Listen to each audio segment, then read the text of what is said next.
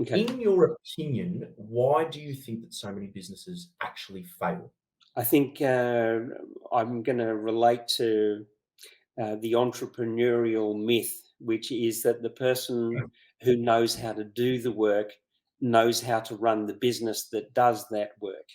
And that is totally a myth.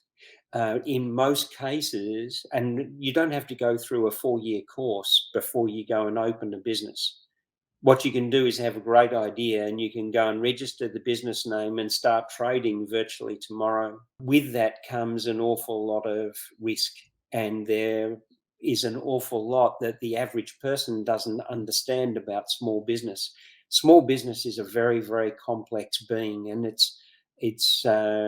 there are so many responsibilities within it. And one of the first things that I do with a new client is work on their organizational chart. The second thing that I'll work on, or sometimes the first, depending on how profitable that business is when I get involved, is their financial model.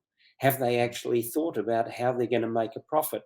How are they going to scale? How are they going to have freedom from their business over time, rather than just being an employee of the business? And this is an interesting fact that a lot of the times when I get involved with a business, I find that the business owner is very proud to own a business.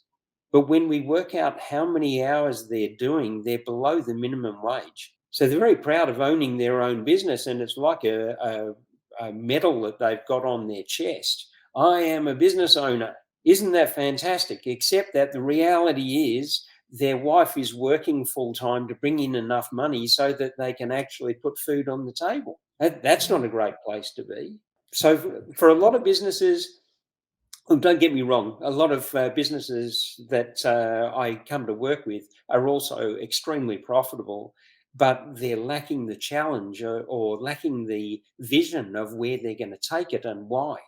And a lot of the time, those business owners are still playing the martyr. They give everyone else their holidays and they pay people bonuses, but they actually work on a lesser wage themselves and do the most hours. I think that's more the point.